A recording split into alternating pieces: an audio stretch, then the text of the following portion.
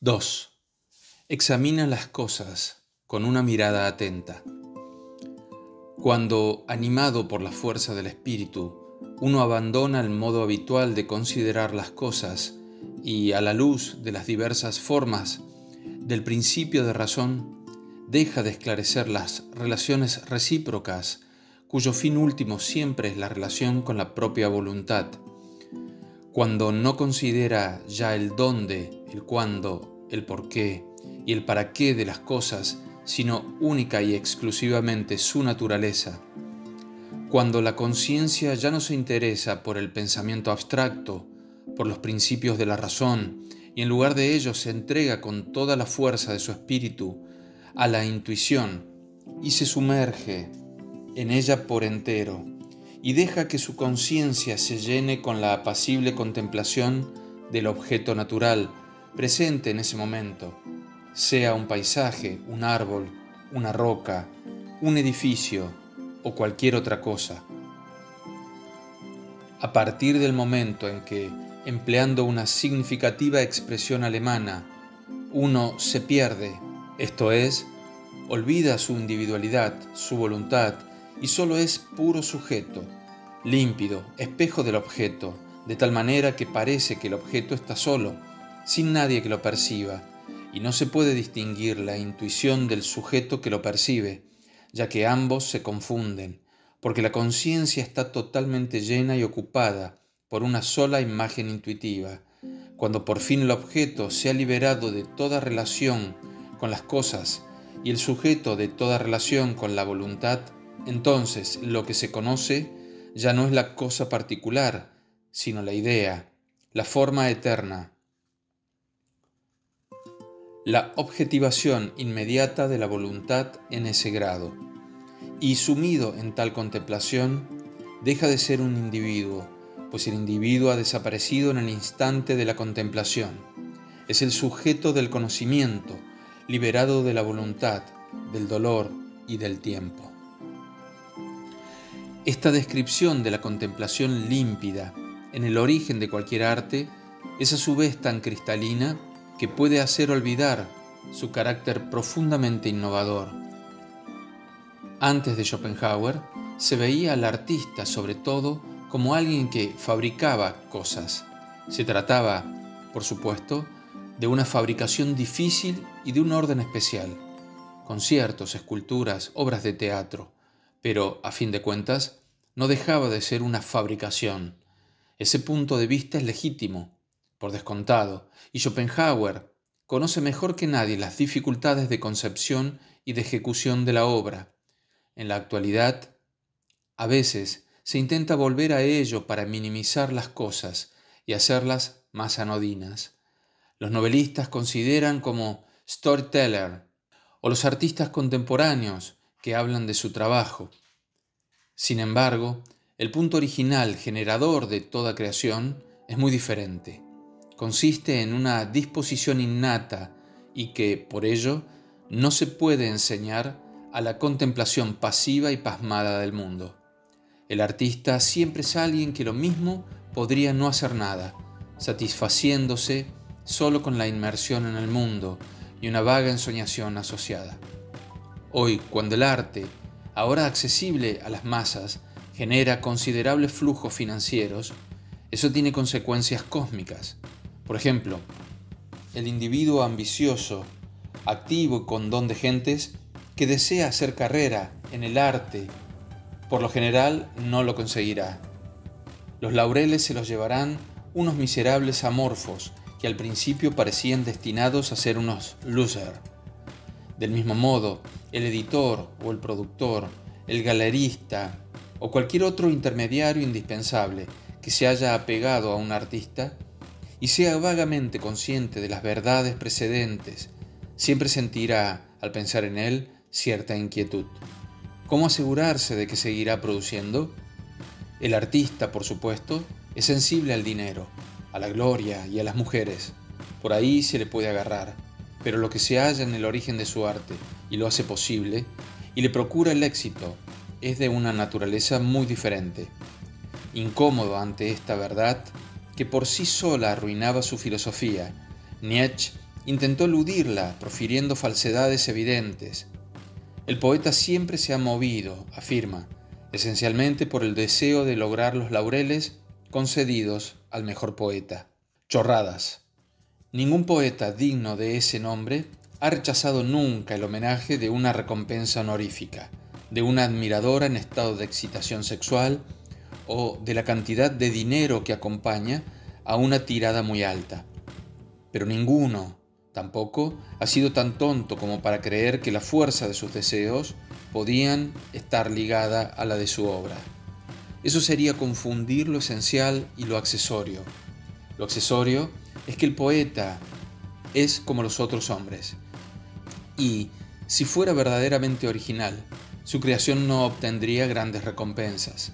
Lo esencial es que solo entre hombres hechos y derechos conserva una facultad de percepción pura que por lo general solo suele encontrarse en la infancia, la locura o la materia de los sueños. Cita de Schopenhauer.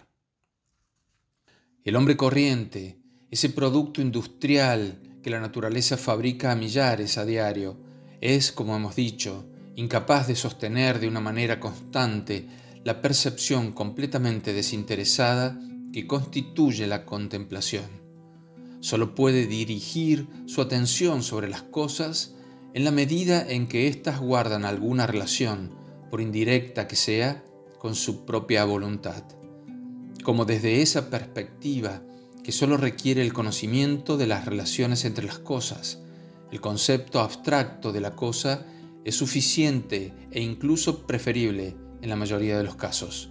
El hombre corriente no se detiene demasiado en la mera intuición y por eso no fija su mirada sobre un objeto, sino que busca rápidamente el concepto bajo el que podría incluirlo. Como el perezoso busca una silla y no vuelve a interesarse por ello. Fin de la cita. Este pasaje explica tangencialmente por qué la excelencia crítica en materia artística es tan rara como la excelencia en las obras y por qué en el fondo es del mismo orden.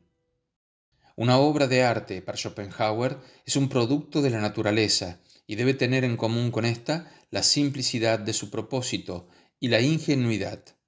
El crítico debe contemplarla con la misma atención contemplativa e ingenua del artista ante las creaciones naturales. Con esa condición, su crítica será a su vez una obra de arte. Cabe observar, por otra parte, que la utilización de obras de arte existentes en una nueva obra siempre se ha hecho sin dificultad alguna, que entran en ella sin mayor dificultad que las observaciones directamente tomadas de la vida. No hay en ello discontinuidad de ningún tipo, ni censura. Si por el contrario el crítico busca el concepto al que podrá conducir la obra, si intenta situarla, determinarla, mediante aproximaciones, oposiciones o referencias, si la considera, hablando en términos schopenhauerianos, desde el punto de vista de la relación, dejará de lado su naturaleza esencial. Abre cita de Schopenhauer. Trasladémonos a un paraje solitario, con un horizonte ilimitado, bajo un cielo despejado de nubes, sin viento que agite los árboles y las plantas, sin animales, sin hombres, sin cursos de agua, en un profundo silencio. Semejante entorno invita a la seriedad, a la contemplación despojada de la voluntad y de sus miserias. Eso es lo que confiere a ese paisaje desnudo, desierto e intensamente apacible, un toque sublime. Pues, al no ofrecer objeto alguno, ni propicio ni desfavorable, a los mediocres esfuerzos y aspiraciones de la voluntad, solo queda el estado de la pura contemplación. Fin de la cita. El plano estético, al igual que en otros, el pensamiento de Nietzsche se halla en las antípodas del de Schopenhauer, e incluso rozará el ridículo al dar un sentido general a la famosa frase de Stendhal: la belleza es una promesa de felicidad, cuando ésta se refiere claramente a la belleza femenina, y Stendhal hubiera podido escribir con más precisión: el erotismo es una promesa de felicidad. Abre cita de Schopenhauer. El sentimiento de lo sublime surge por el hecho de que una cosa directamente desfavorable a la voluntad se convierte en objeto de una contemplación pura, que sólo puede mantenerse apartándose con tesón de la voluntad y elevándose por encima de sus intereses. Eso constituye lo sublime de ese estado de conciencia. Lo hermoso, por el contrario, aparta al espectador de la contemplación pura que requiere la apreciación de lo bello, presentándole objetos inmediatamente agradables que le excitan la voluntad y le hacen abandonar el estado de sujeto puro del conocimiento, transformándolo en un sujeto esclavizado, necesitado del querer. El concepto de lo hermoso, que se aplica de ordinario a lo que es bello de una manera alegre, se ha utilizado en un sentido demasiado amplio, al carecer de una distinción clara, y considero que hay que dejarlo de lado. En el sentido explicado, en el terreno del arte, solo hay dos clases de hermosura, ambas indignas. La primera, muy inferior, en los bodegones de los pintores holandeses, cuando se lanzan a presentar comestibles con un grado de similitud tan elevado que despiertan el apetito, lo que evidentemente constituye un estímulo de la voluntad que pone fin a la contemplación estética del objeto. Las frutas pueden ser admirables si se presentan como desarrollo de la flor y producto de la naturaleza, bellas por sus formas y colores, sin que debamos pensar por fuerza en su cualidad de comestibles. Por desgracia, a menudo hallamos pintadas con ingenuo parecido manjares presentados en sus platos, como ostras, arenques, bogavantes, tostadas con mantequilla, cerveza, vino, etc., lo que es de todo punto reprobable. En la pintura histórica y la escultura, lo hermoso consiste en las figuras desnudas, cuya pose, desnudez y manera general de representarlas tienden a provocar la lascivia del espectador, lo que pone fin a la contemplación estética y contradice las metas del arte. Ese error se corresponde con el que reprochábamos a los holandeses hace un momento. Las estatuas de los antiguos, a pesar de su belleza y su completa desnudez, casi siempre están libres de ese desacierto, porque el artista las creó con un espíritu objetivo, lleno de la belleza ideal, y no con un espíritu subjetivo, impregnado de viles deseos. En el arte siempre hay que evitar lo hermoso. También existe una hermosura negativa, aún más reprobable que la hermosura positiva, de la que hemos hablado. Lo repugnante, como lo hermoso, éste estimula la voluntad del espectador y anula la contemplación estética pura. Sin embargo, lo que excita es una violenta repulsión, asco. Estimula la voluntad presentándole objetos que aborrece. Por eso, desde siempre, se ha reconocido que lo repugnante es inadmisible en el arte, aunque lo feo, mientras no sea repulsivo, puede hallar su justo lugar. Fin de la cita. Esta inadaptable condena del gore plantea un problema tan difícil como inevitable.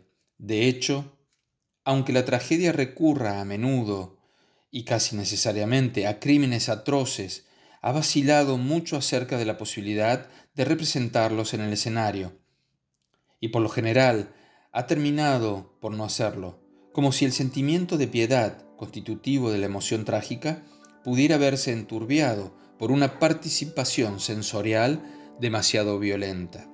Del mismo modo, aunque hay que reconocerle a Schopenhauer que el despertar del deseo sexual en el espectador, lo que se llama el erotismo, es claramente contrario al objeto del arte, no es menos cierto que la representación de la desnudez humana forma parte de los temas más clásicos y que la representación del acto sexual en sí mismo, la pornografía, podría entrar en la órbita artística si pudiera llevarse a cabo de manera objetiva, es decir, sin despertar el deseo, y tampoco la repulsión.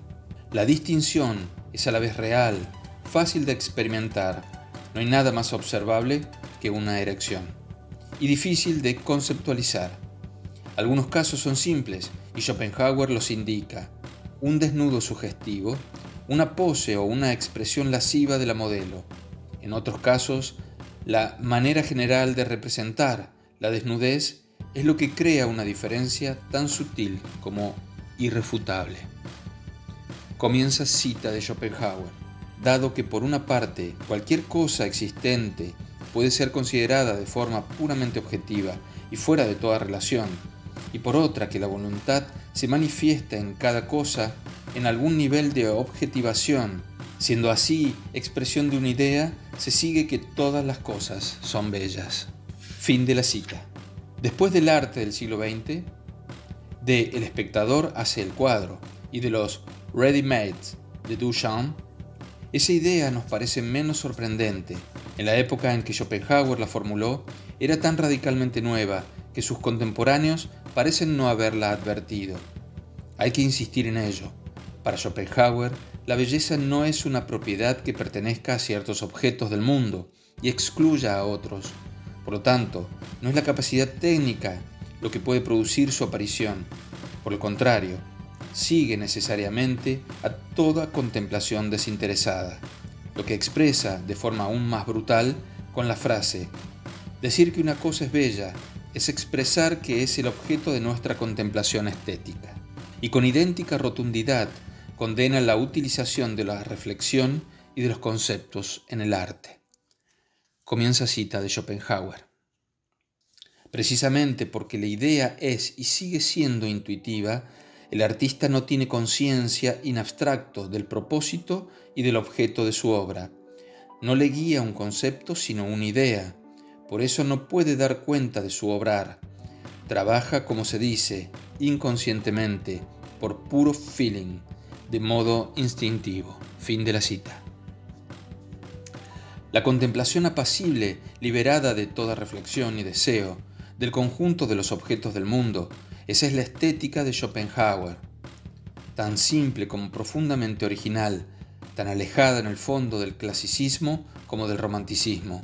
Semejante concepción no pertenece realmente a la historia de la cultura occidental, y puede verse en ella un primer indicio de que Schopenhauer se aproxima al pensamiento más profundo, que le conducirá, como decía Nietzsche, al peligro de un nuevo budismo en Occidente. Ese simple comentario sobre la primacía de la intuición tiene además interesantes consecuencias prácticas. Por una parte, muestra los límites del interés que puede concedérsele a las entrevistas con artistas. Si poseen una rica imaginación conceptual, como a veces es el caso, pueden divertirse inventándose una u otra interpretación de su obra, pero nunca se tomarán el ejercicio del todo en serio. Indica sobre todo los límites muy estrechos en los que debe moverse la enseñanza del arte. El estudio personal de los maestros antiguos es en el fondo el único ejercicio que merece la pena, e incluso cabe prescindir del mismo. Siguiendo a Schopenhauer, la mejor reforma de las escuelas de arte consistiría simplemente en cerrarlas. Y para él ocurre lo mismo con la enseñanza de la filosofía, y la relación es significativa, puesto que aunque Schopenhauer argumente a menudo, aunque su inteligencia excepcional le permite llevar a cabo argumentaciones tan brillantes como la cuestión exige, el núcleo de su filosofía, su verdadero principio generador, no pertenece al reino del concepto. Reside, por el contrario, en una intuición única, de naturaleza esencialmente artística, que probablemente se produjo a mediados de la década de 1810.